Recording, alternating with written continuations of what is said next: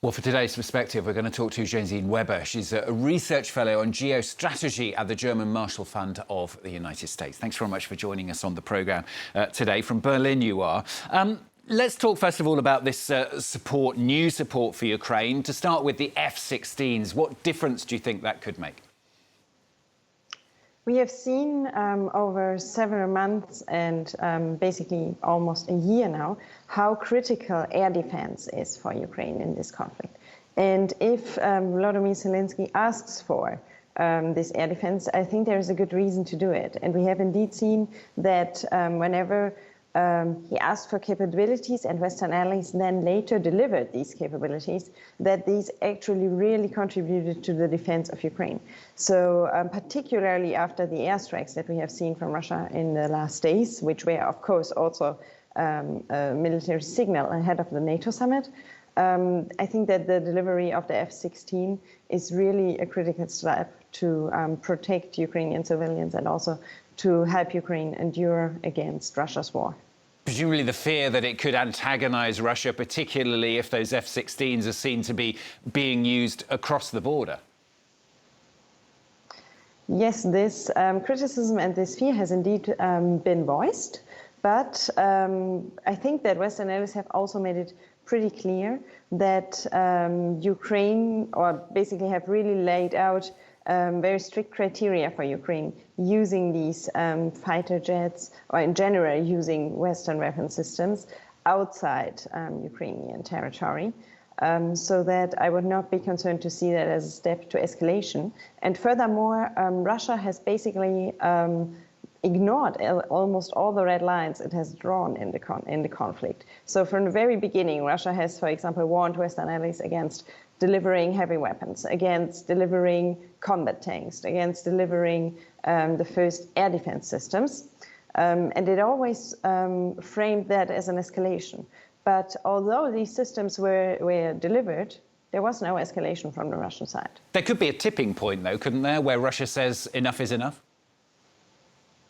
Yeah, of course. And I think that Western allies are also always aware that they are always operating at a certain level of risk. But as this is a war, there are also risks that have to be taken. And I wouldn't see the F-16 as an escalatory step. Yes, they are a critical capability, but they are not going to lead to an escalation, even more so as Ukraine's Western partners always underline that there are conditions for using these. More financial aid as well pledged for Ukraine, although some kind of rolling multi-year funding commitment was ruled out, wasn't it? Yes, indeed. So for the moment, we are at these $40 billion for the next year. And I think that is already a very, very important step, because there is a lot of money for military support and also further support. So I would see the glass more half full than half empty here, particularly because some member states, simply for the constitutional reasons, cannot commit to multi-annual funding. So funding by some countries has to be approved through mechanisms that only happen annually, so that they basically cannot commit over a long term, or they would basically only be able to give a lip service, and that would not be serious. There have been some countries that have, haven't they? I mean, the UK has said it will commit and has committed to $3 billion every year. Yes, indeed. And the UK is a particularly interesting case when it comes to European support to Ukraine, because it has really played a leadership role since the very beginning of the conflict. It has trained Ukrainian soldiers before, for example, the EU started to do that.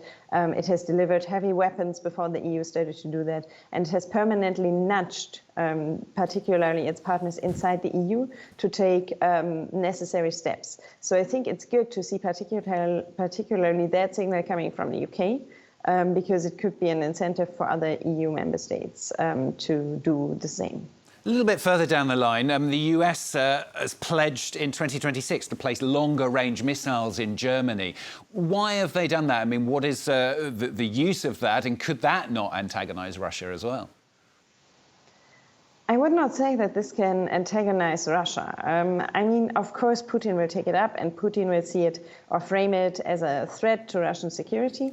But just stationing missiles in Germany is nothing that has a potential of escalation. I would say the much higher potential for escalation with Russia in general are incidents and misinterpretation, for example, of incidents when, for example, planes are confused also. So I would say that there is a much higher potential of escalation. And in general, stationing like medium range or long range missiles is entire part of deterrence and missile defense. And these are very clear priorities of NATO at the moment. Is all of this Trump-proof? I mean, it's the phrase, isn't it, that's been used quite a lot in NATO corridors, people fearing that election, potential election of Donald Trump in November could put a stop to some or all of this. Well, the Trump-proofing question is indeed a question that keeps Europeans alive at night, but not alive, awake. So let's hope everyone wakes up alive in the next morning. But it's indeed a critical question for Europeans. And there is indeed also a risk that Trump will at least paralyze the alliance. Withdrawal would be, to some extent, a complicated process, but the critical question in the end is US reliability and to what extent the US will be willing to protect its European allies. And that is something that we can basically not predict. So NATO's deterrence, although Europeans have significantly stepped up their defense commitments and their defense spending, and also now really start to invest more in that also via the EU, a lot of US deterrence just relies on the massive US capabilities. And if you have a leader in the White House who potentially questions the willingness to defend allies, that will be a massive problem for Europeans. And it is not sure to what extent that is Trump-proof, because we cannot look into his head. I want to see what's going to come up from November onwards. Let's talk about China as well. NATO calling it a decisive enabler of Russia's war against Ukraine. Is that fair? I think that it's particularly interesting to see how the language on China and in general the approach on China has evolved. But we know for sure that Russia could not wage its war against Ukraine in the way that it is doing without the supply of Chinese capabilities and systems. What I think is interesting as well is besides this wording that China is an enabler of Russia's war against Ukraine, we also see that that there is a strong wording on basically this approach questioning China's or questioning the European interests.